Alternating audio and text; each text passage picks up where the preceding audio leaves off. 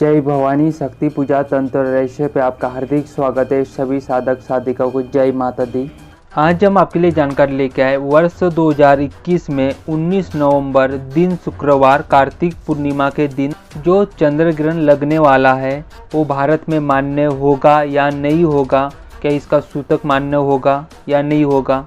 ये जो चंद्र ग्रहण है भारत में दिखाई देगा या नहीं दिखाई देगा। अगर भारत में दिखाई देगा तो भारत के कौन से क्षेत्रों में दिखाई देगा, कहाँ पे दिखाई देगा और कितने समय के लिए दिखाई देगा, और भारत के हिसाब से जो संपूर्ण जो चंद्र ग्रहण है इसकी टाइमिंग क्या होगी, इसके बारे में पूरी जानकारी बताएंगे। और ये जो चंद्र ग्रहण है विदेशों में कहाँ कहाँ दिखाई देगा इसकी जानकारी बताएंगे। यह जो चंद्र ग्रहण है वर्ष 2021 का लास्ट चंद्र ग्रहण है, और ये जो चंद्र ग्रहण है इसकी जो समय सीमा है, समय अवधि है वो बहुत ही लंबे समय के लिए है। ऐसा चंद्र ग्रहण 600 साल पहले लगा था। 600 साल के बाद इतना लंबा चंद्र ग्रहण लगने वाला है, तो कहीं ना कहीं खगोलीय घटना घटने वाली है। और जहाँ पे भी ये चंद्र ग्रहण दिखाई देगा, विदेशों में ही दिखाई देगा, वहाँ पे ये सब नियम लागू होते हैं। लेकिन भारत के हिसाब से देखा जाए तो इस चंद्र ग्रहण के क्या अशुभ फल हो गए या शुभ फल हो गए, किस राशि पे किस नक्षत्र में लगने वाला है, इसकी संपूर्ण जानकारी आपको इस वीडियो में प्राप्त होगी। अगर आप लोग हमारे चैनल पे नए हो, हमारी वीडियो को पहली बार वॉच कर रहे हो, तो व्रत त्योहारों की जानकारी के लिए, वेद पुराणों की जानकारी के लिए, सनातन धर्म से जुड़ी हुई संपूर्ण जानकारी प्राप्त करने के लिए आप हमारे चैनल को सब्सक्राइब करके बेल आइकन को प्रेस कीजिए, ताकि ऐसी ही रहस्यमय वीडियो की नोटिफिकेशन आपको समय समय पे प्राप्त हो सके। वीडियो पसंद आती तो लाइक कीजिए, शेयर कीजिए। जब भी चंद्र ग्रहण आता है या सूर्य ग्रहण आता है, चंद्र ग्रहण से ऐसा होगा, आपके राशि पे ऐसा होगा, तो बहुत लोग आप लोगों को डरा देते और आप लोग उनकी वीडियो देखते हो और डर भी जाते हो। तो सबसे पहली बात, आप लोगों को डरने की किसी भी प्रकार से आवश्यकता नहीं होती है। देखो, खगोलीय घटना है, ये घट रही है और इसका जो परिणाम भी आता है, जब भी आता है, वो आप लोगों को भी दिखाई देता है। ज़्यादातर प्रकृति के हिसाब से आता है। जहाँ पे भी दिखाई देता है वहाँ पे ही इसका सूतक मान्य होता है, और वहाँ पे ही इसका जो भी आप उपचार करते हो, आपके राशि के हिसाब से, कुंडली के हिसाब से, या कोई मंत्र अनुष्ठान करते हो, तो उसका आपको फल भी प्राप्त होता है। लेकिन जहाँ पे अगर सूर्य ग्रहण हो या चंद्र ग्रहण हो, अगर जहाँ पे दिखाई नहीं देता है वहाँ पे उसकी कोई भी मान्यता नहीं होती है। खगोलीय घटना है, ये प्रकृति के हिसाब से, समुद्र में कुछ हलचल वगैरह, ऐसे मौसम के हिसाब से, जैसे कुछ वायरल इन्फेक्शन हो जाना, कोई बीमारी बढ़ जाना। अभी ये जो चंद्र ग्रहण के हिसाब से अगर देखा जाए, जिसको कफ की प्रॉब्लम है, ठंड से संबंधित कोई भी आपके जीवन में कोई प्रॉब्लम है, इससे बचना है ओनली आप लोगों को, क्योंकि इसका जो प्रभाव है ठंड के वजह से ही आपको दिखाई देगा। और वैसे देखा जाए कि कुंडली के हिसाब से, राशि के हिसाब से, तो आप लोगों को इसका कोई दुष्परिणाम इतना प्राप्त नहीं होगा। और जहाँ पे भी दिखाई देगा वहाँ पे इसकी जो भी मान्यता रहेगी, जो कुंडली के हिसाब से, उस हिसाब से आपको वो मानना भी चाहिए। और जहाँ पे नहीं दिखाई दे रहा वहाँ पे उसका कोई भी दुष्प्रभाव नहीं दिखाई देता है। वर्ष 2021 का ये लास्ट चंद्र ग्रहण है, और ये जो चंद्र ग्रहण है 600 वर्षों के बाद इतना लंबा दिखाई देगा। सबसे पहले जान लेते हैं भारत के हिसाब से ये चंद्र ग्रहण कहाँ पे दिखाई देगा, वो भी बहुत कम समय के लिए दिखाई देगा।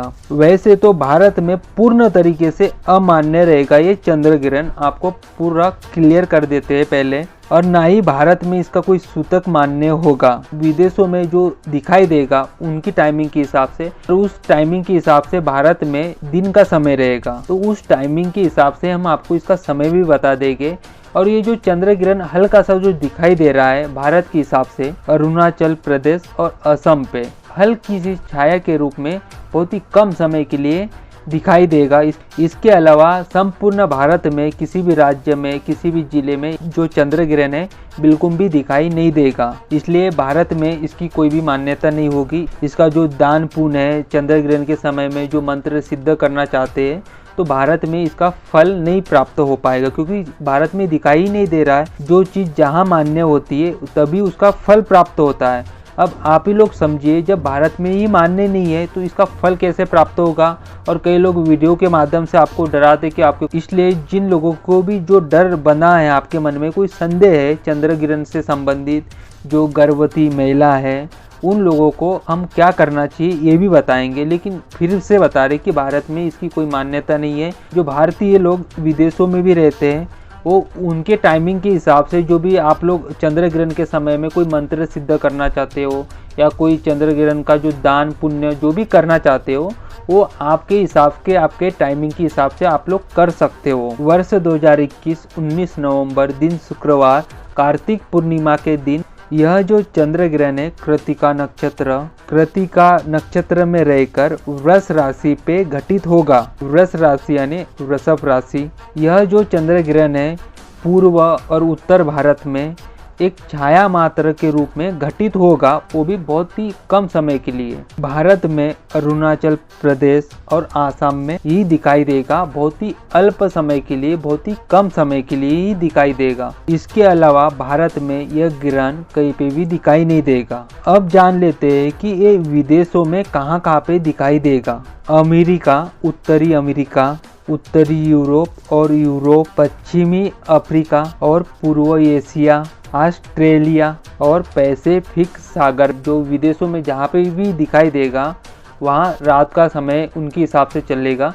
उस समय के हिसाब से भारत में दिन का समय होगा। भारत के हिसाब से जो टाइमिंग होगी, इसकी क्या टाइमिंग होगी, 19 नवंबर दिन शुक्रवार कार्तिक पूर्णिमा के दिन 11:33 से और 9 सेकेंड से ये प्रारंभ हो जाएगा चंद्र ग्रहण का जो समय।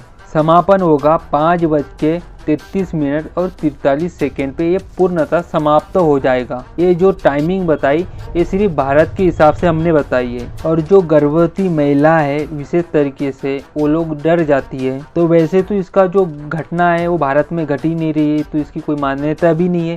फिर भी आप लोगों के मन में कोई संदेह है, कोई डर है, हम आप लोगों के लिए कुछ उपाय बता देते हैं। जो भी गर्भवती महिला है वो अपने पल्लू में हल्दी ले लीजिए, हल्दी पाउडर या हल्दी की गांठ, साबुत चावल, कुसा या दुर्वा, इनको आपके पल्लू में बांध के रख लेना है।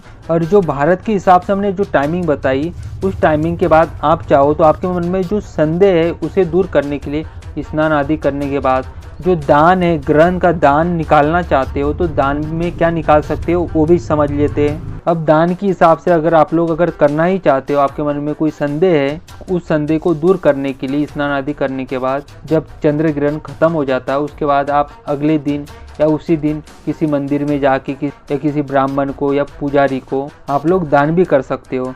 तो दान में क्या कर सकते हो, थोड़े से साबुत चावल लेना है, थोड़ी सी चीनी लेना है, सफ़ेद रुमाल या सफ़ेद कपड़ा भी ले सकते हो और साथ में कुछ दक्षिणा लेके ये संपूर्ण चीज़ें किसी भी ब्राह्मण को, मंदिर के पुजारी को या मंदिर में या तो जो सफाई वाले जो लोग आते हैं उनको भी अगले दिन आप लोग दान कर सकते हो। जो गर्भवती महिला है, आपके मन में कोई संदेह है तो हमने जो आपको उपाय बताए वो सिर्फ गर्भवती महिला के लिए बताए। और कुछ लोगों को अगर आप लोग समझाना भी चाहो लेकिन उनके जो मन में जो डर बैठ गया है, वो शंका जो बैठ गई वो निकल नहीं पाती है, तो जो गर्भवती महिला है वो ऐसा कर सकती है। आपके मन में जो संदेह है, जो चंद्र ग्रहण के समय में जो दुष्प्रभाव तो नहीं पड़ेगा, उस संदेह को दूर करने के लिए अगर आपके मन में संदेह है तो ऐसा कर सकते हो। देखिए ये खगोलीय घटना है, ये कहीं ना कहीं घट ही रही है, ये तो तय है। तो अगर आपके मन में संदेह है तो कर सकते हो।